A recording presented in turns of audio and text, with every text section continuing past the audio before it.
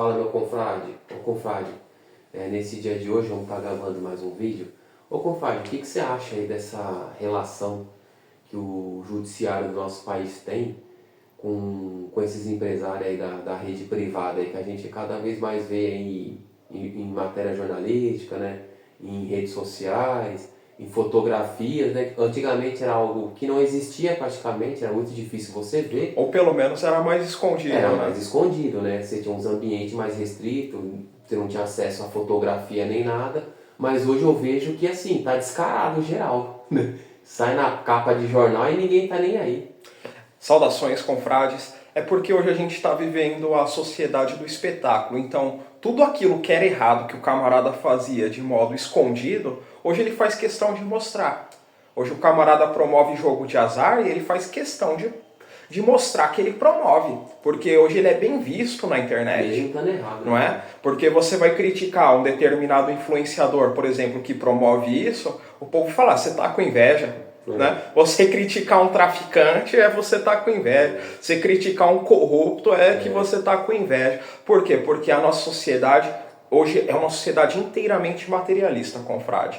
Ela condiciona e dá valor para quem tem bens materiais.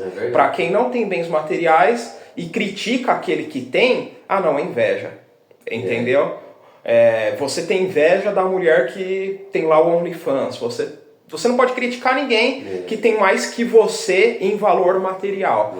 Então, os juízes hoje não estão nem aí. Os camaradas participam de eventos, dos think tanks, eles participam de palestras para o meio empresarial, e aí depois chega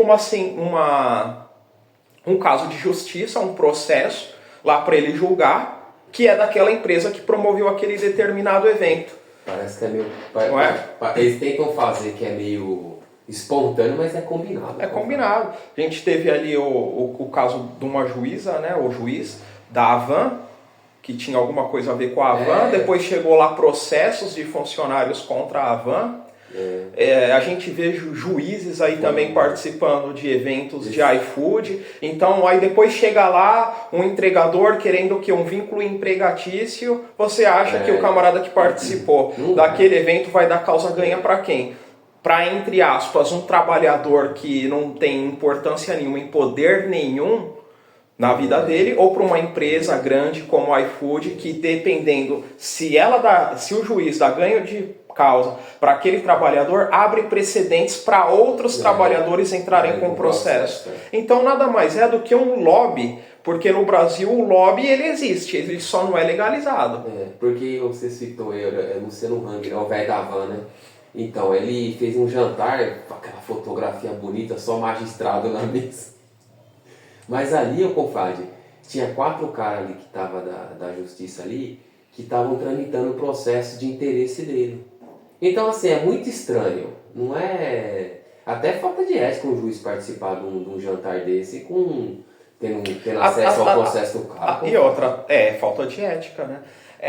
E outra coisa, o confrade, que interesse um cara com a quantidade de dinheiro que tem o Luciano Hang ter contato com um juiz, entre aspas, morto de fome, que ganha 30, 40 pau por mês, porque pro cara da Havan isso não é nada. É micharia. Isso daí é micharia. Pelo império que ele tem. Não é? Se não for por algum interesse. Meu irmão, você sabe, eu sei, quem tem acesso a determinadas conversas, sabe de determinados assuntos, sabe que o cara que tem dinheiro, ele só vai dar ouvido pro cara que tem menos, se ele puder tirar alguma coisa. Ele não vai dar ouvido para um cara que, entre aspas, tem bem menos que ele. É porque por amizade, pô. Teve outro juiz aí também, confrade, que o cara vivia fazendo eventos patrocinado pelo Bradesco, né? Puta de uma empresa, um banco, né? E depois foram ver que tinha mais de 10 sentenças que tramitavam na vara que o cara tava lá, tava na mão do juiz. Só que assim, a justiça fica sabendo disso, qual que seria o correto? Ela tirar aqueles processos da mão do cara. Falar, não, você está participando de eventos patrocinados por uma empresa, onde você vai julgar as causas dela, você não pode fazer isso. Só que a gente vê o completa, tipo assim, É um descaso muito grande, confrade. É um descaso. Agora imagina se é você que tem um processo desse aí, vendo esse tipo de notícia. Não é um descaso com um cidadão de bem, aposentado, né, confrade? pagador de impostos. Que vai lá, às vezes, lutar por uma aposentadoria melhor, por uma correção, é o que você falou. Os caras se juntam, falam, ó, vamos dar como É porque o confrade, antecedente. a gente vive numa plutocracia. É o governo dos plutocratas. Então, a plutocracia, ela manda na política, ela manda no poder judiciário. Eu mesmo. Quando troquei um e-mail com o Dr. Adriano Benayon, lá atrás, né? Eu falava sobre a questão da criação de um partido. Ele falou, pode esquecer isso aí. Nós temos aí o poder financeiro, tem gente infiltrada nos 3 poderes. Não fique achando que o poder judiciário é limpinho. O que ele quis dizer foi isso, não foi com essas palavras.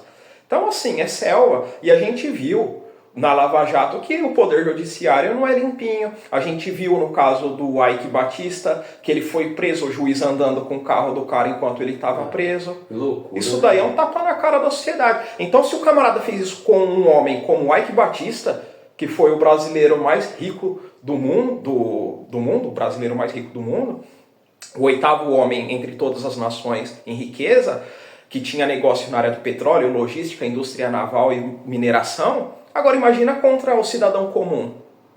É difícil, hein? Não tem como, se um cara como o Eike Batista não teve poder de bater de frente com esse tipo de cara, quem dirá os meros mortais. Por isso que os camaradas pintam e bordam, porque senão ele te mete atrás das grades. E você fica lá. Você pode até ser inocente e comprovar depois, mas você perdeu 2 anos da sua vida. O próprio Benayon, confrade, na época da Lava Jato, ele criou uma empresa para promover palestras, né, em ambientes de empresas privadas ou em outros locais assim, que o pessoal pagava, ele montou uma equipe que os caras iam lá. Então você vê, é mais um bracinho ali da Lava Jato que saiu ali também, esses esqueminhas do cara sempre estar palestrando, como a gente comentou no outro vídeo. O cara ganha 30, 40 mil reais, ele transforma o salário dele em dólar. Não dá nada em dólar nem euro, que é moeda forte. Aí ele vai passear, ele chega lá, vai num café mais simples, muitas vezes, aquilo começa a incomodar o cara. Então muitas vezes ele fala, mas quer saber de uma coisa? Eu vou voltar estourando, vou pro estouro. Um café de 7, 8 dólares pro cara é caro. Né? Vai dar 40 conto. Vai na Disney, 300 dólares o ingresso, aí é 5 pessoas, começa a ficar pesado. Aí o cara fala assim, porra. Então ele começa a ver nessas oportunidades, confrade, muitas vezes de ter uma receita maior. Receita eu particularmente, eu não confio no poder judiciário. Tanto o juiz, promotor, desembargador, até a polícia civil, que é a polícia mais corrupta que tem.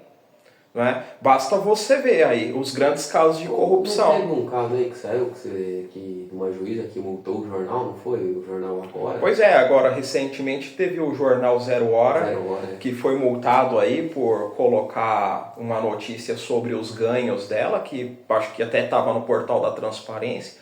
E o jornal foi multado em mais de 600 pau. No portal da Transparência já não estava para... O que quer dizer? Ele só transcreveu aquilo que estava lá? É porque no Brasil de hoje também tem uma outra coisa que é muito forte na política também, que é o assédio judicial. Não é? Porque o camarada, mesmo que ele não ganhe o processo, ele vai fazer você ter dor de cabeça. Você que é um cara que não vive da política, o cara vai fazer você faltar no trabalho para ir em audiências, para você pagar advogado, para você perder na primeira instância e recorrer. Entendeu? O cara bagunça toda a sua vida. O cara deixa a sua vida um inferno. O assédio judicial, ele é um soft power para eliminar adversários políticos. Essa é a grande verdade. E cala a boca de muita gente. Cala a boca de muita gente. O cara abre um processo em Manaus, outro lá em Pernambuco, outro no Sul. E você tem que ficar viajando para se defender, não tem dinheiro, não tem nada. Outro dia eu perguntei lá na internet até o seguinte, quantos processos o Ciro Gomes já perdeu? Não é? Porque ele perdeu todo o processo para Michel Temer, para Collor, para esse pessoal. Não ganha um. E a grande maioria, pelo que o próprio Ciro Gomes fala, tem um vídeo, é tudo na Justiça de São Paulo. O camarada que processa ele mora em Brasília, ele é do estado do Ceará, mas processa ele na Justiça de São Paulo. Entendeu? Perdeu o processo pro Fernando Holliday do MBL, também em São Paulo.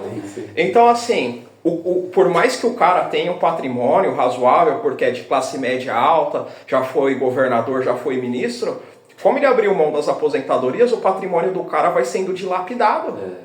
Entendeu? Porque é processo atrás de processo. É cara que ganha 40 mil ali, outro que ganha 80 pau aqui, o outro que você não pagou e congela seus bens. E vai tomando seus bens, seus imóveis, seus carros, né? Acho que tomaram uma Hilux dele, tomaram um apartamento. Pô, isso daí é um prejuízo até para quem tem muita grana. Então nada mais é do que uma vítima do assédio judicial. Depois de 2 anos fica comprovado que o que ele falou é verdade, o cara foi condenado porventura por corrupção, por juntar coisa pública com coisa privada, mas o seu processo não vai ser reaberto e o juiz fala, ó, realmente o que você falou é verdade, vamos devolver o dinheiro para o Ciro Gomes. Não, perdeu. Você comentou desse assédio jurídico aí, né? Teve um caso aí do Rabelo, né, lá no depoimento para Alexandre de Moraes, que parece que o cara fica direcionando o que ele tem que falar, né? Ele não dá liberdade para o cara falar o que ele quer, ele foi testemunha lá do... Você vai prestar um depoimento, o camarada ali, ele é uma autoridade, o juiz, mas ele se acha muito mais do que é. Ele quer que você fale sim ou não. Não é? Pra quê? Pra quê? Pra ele condicionar, parece que para um lado. Entendeu? Então, do mesmo jeito que teve toda aquela questão que a gente teve acesso aos depoimentos do Lula e via, de certa forma, o juiz também querendo direcionar para um lado o depoimento do Lula, e ficou claro, aquela juíza também, depois que assumiu, quando o Sérgio Moro... destratando o cara foi ex-presidente da República naquele momento, você não pode conduzir daquele jeito, não é? Mas por quê? Porque o juiz quer like na rede social. O juiz, hoje em dia, ele, quando pega um processo de um cara assim, ele quer se tornar uma celebridade. Ele quer... no aeroporto, os caras lá. Tirar foto aqui, ó, tô com o juiz tal. Aí o cara vai lá, posta no Instagram, tô aqui com esse herói nacional, não é?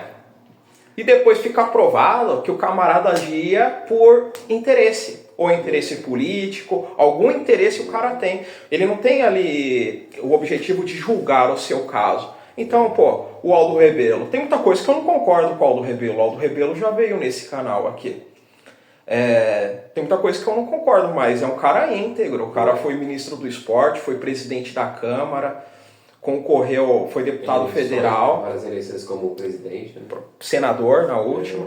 E aí o que acontece? Chega lá, um juiz que tá, entre aspas, no jogo político aí, no jogo político há pouco tempo, falando assim com o cara, eu vou te dar voz de prisão. É muito complicado isso aí, né? Eu não vejo com bons olhos esse ativismo judicial. O Ciro Gomes lá atrás, porque hoje quem critica o judiciário é a direita. Mas quem criticava antigamente o judiciário era a esquerda. É verdade. Eu lembro que teve uma entrevista que o Ciro Gomes deu e ele falou: eu vou botar o judiciário na caixinha. Se sair da cabeça, a gente assumir o poder e organizar a carga, botar o juiz para voltar para a caixinha dele, botar o Ministério Público para voltar para a caixinha dele e restaurar a autoridade do poder político. E aí a mídia caiu matando, falando que ele queria controlar o poder judiciário, quer transformar o Brasil numa ditadura, não é? Não. Ninguém entendeu a fala dele. O que é colocar na caixinha? Colocar o judiciário para trabalhar, quietinho, investigar, punir. Não ficar estardalhaço com esse estardalhaço igual é hoje, igual foi na Lava Jato. Teve gente que era corrupta e foi presa na Lava Jato. Só que a mídia ficava sabendo antes do cara. Então o juiz ele vazava a informação.